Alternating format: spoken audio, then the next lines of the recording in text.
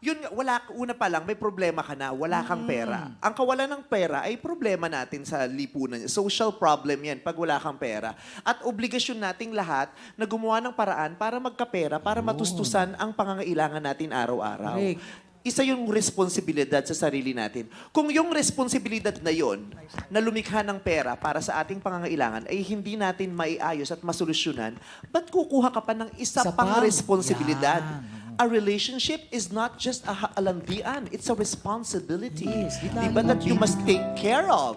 Diba? Oo, Hindi ka ba okay sa isang responsibilidad mo, kukuha ka Dadagdag pa ka ng na isa? naman. Diba? Katulad nga ng sabi mo, diba? Kailangan meron kang May aambag hindi ka pwedeng aasa ka lang dun sa Wag ano.